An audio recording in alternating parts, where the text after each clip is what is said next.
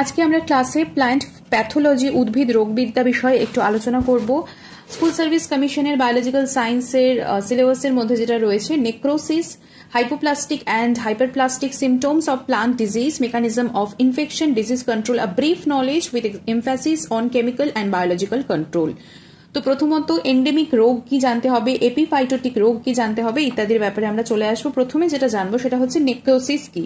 Necrosis একটি উদ্ভিদ রোগের লক্ষণ যাতে জীবাণুর আক্রমণে কোষ, কলা এমনকি অঙ্গেরও মৃত্যু ঘটে।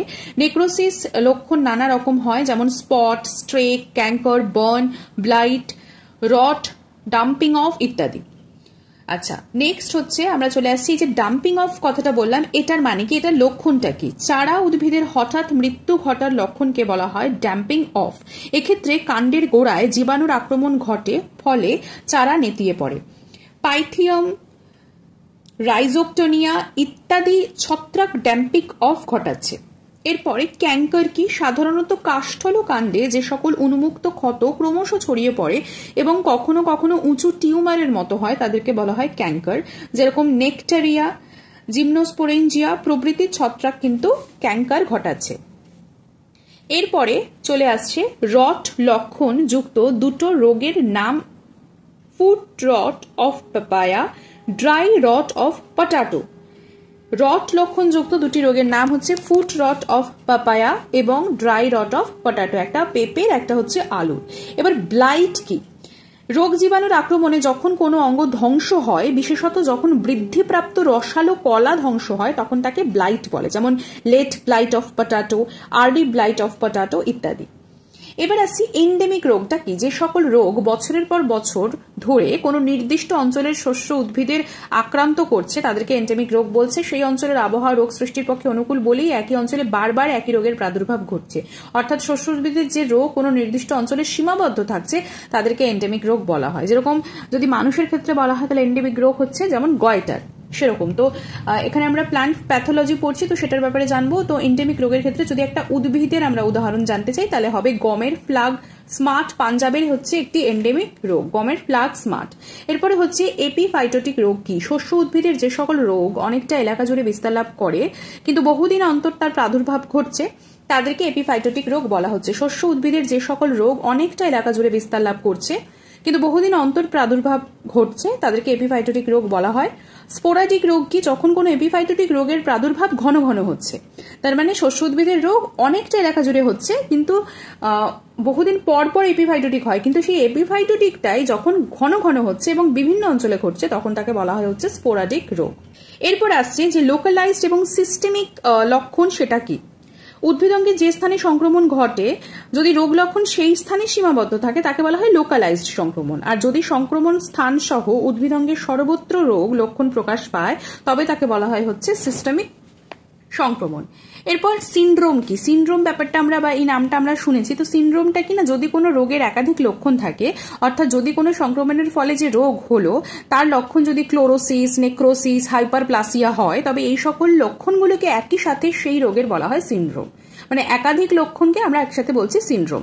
উদ্ভিদ রোগের প্রতিরোধের দুটি পদ্ধতির নাম কি, একটা হচ্ছে ভৌত পদ্ধতি, একটা হচ্ছে রাসায়নিক পদ্ধতি। ভৌত পদ্ধতি মানে হচ্ছে উত্তাপ প্রয়োগে রোগ দমন, যখন তাপ বেশি করে প্রয়োগ করা হয় তখন রোগ দমন করা যায়। যেরকম 82 ডিগ্রি সেন্টিগ্রেড তাপমাত্রায় 30 মিনিট ধরে চাষের মাটিতে তাপ প্রয়োগ করলে মাটি নির্বীজ হচ্ছে। 82 ডিগ্রি সেন্টিগ্রেড তাপমাত্রাতে 30 মিনিট ধরে যদি চাষের মাটিতে তাপ প্রয়োগ করা হচ্ছে তাহলে মাটি নির্বীজ হচ্ছে। আরেকটা যেটা বললাম রাসায়নিক পদ্ধতি, সেটা হচ্ছে পিসিএনবি, মানে হচ্ছে পেন্টাক্লোরোনাইট্রোবেনজিন। এটির দ্বারা বীজ, কন্দ প্রভৃতি শোধন করে রোগ দমন করা যায়। এরপরে কোন ছত্রাকনাশক আলুর বিলম্বিত ধসা রোগ নিয়ন্ত্রণ করে সেটার ব্যাপারে জানবো। কোন ছত্রাকনাশক আলুর বিলম্বিত ধসা রোগ নিয়ন্ত্রণ করে? ব্লাইটক্স 50। ব্লাইটক্স 50 হচ্ছে একটি ছত্রাকনাশক যেটি আলুর বিলম্বিত যে ধসা রোগ সেটিকে নিয়ন্ত্রিত করছে। এই ধসা রোগটাই বলা হচ্ছে মানে লেট ব্লাইট অফ পটাটো। এই লেট ব্লাইট অফ পটাটো মানেই হচ্ছে ধসা রোগ। পাটের কাণ্ডপচন রোগের জীবাণুর নাম কি? পাটের কাণ্ডপচন রোগের জীবাণুর নাম হচ্ছে ম্যাক্রোফোমিনা ফেজোলি। ম্যাক্রোফোমিনা ফেজোলি। সিস্টেমিক ছত্রাকনাশক কি? যে সকল ছত্রাকনাশক উদ্ভিদ দেহে প্রয়োগ করলে উদ্ভিদের সর্বাঙ্গে বাহিত হয়ে উদ্ভিদকে ছত্রাক প্রতিরোধী করে তুলছে তাদেরকে সিস্টেমিক ছত্রাকনাশক বলা হচ্ছে, যেরকম বেনোমিল, অক্সাথিন ইত্যাদি। বেনোমিল, অক্সাথিন হচ্ছে সিস্টেমিক ছত্রাকনাশক। 4টি সালফার ছত্রাকনাশকের নাম জানবো, জিনেভ, ডাইথেন M45, ডাইইথেন Z78 এবং হচ্ছে থিরাম।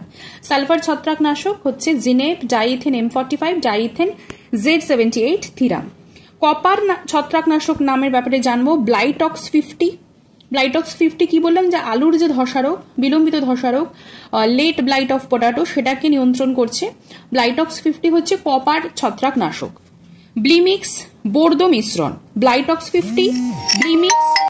4টি নিমাটিসাইডের নাম হচ্ছে লার্ভাসাইড 100, ভরলেক্স, সাইনেম এবং মাইলোন। নিমাটিসাইড হচ্ছে লার্ভাসাইড 100, ভরলেক্স, সাইনেম এবং মাইলোন।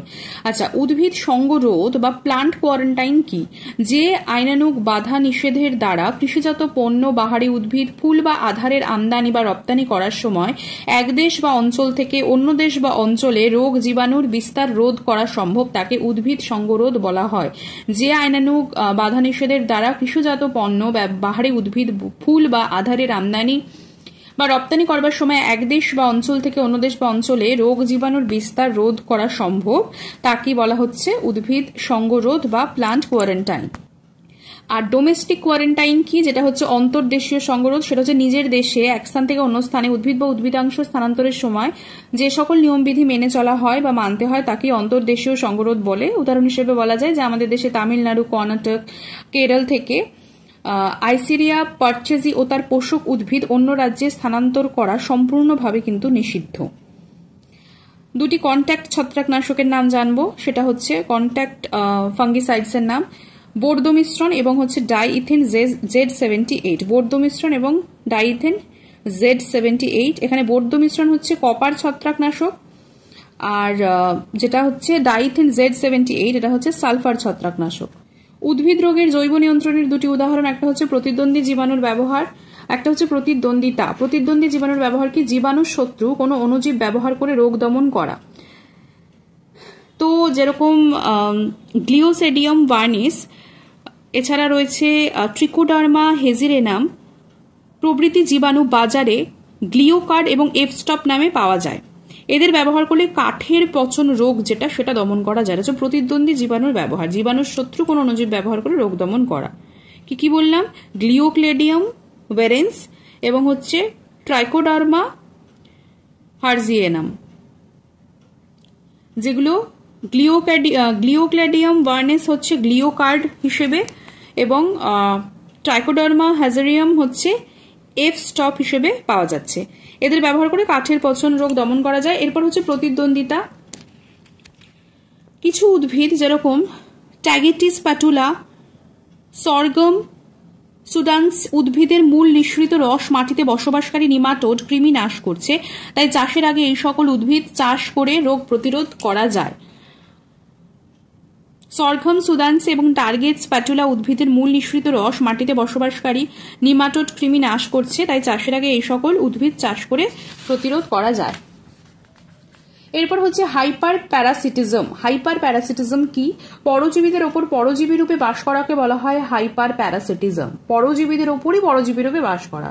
যেরকম ক্যাটিনেরিয়া অক্সিলারিস ছত্রাক নিমাটোডের ওপর পরজীবী হয়ে নিমাটোডকে ধ্বংস করছে, তাই এই ছত্রাক ব্যবহার করে নিমাটোড ঘটিত উদ্ভিদ রোগ নিয়ন্ত্রণ করা যায়। ধান গাছের বাদামি ছিটে দাগ রোগের জীবাণুর নাম কি? বা যেটা বলা হচ্ছে যে ব্রাউন স্পট অফ রাইস, তার যে জীবাণুর নামগুলো সেগুলো কি কি? জীবাণুর মধ্যে হচ্ছে হেলমিনথোস্পোরিয়াম ওরাইজি, এর সম্পূর্ণ দশা হচ্ছে ককলিওবোলাস মিয়াবিনাস।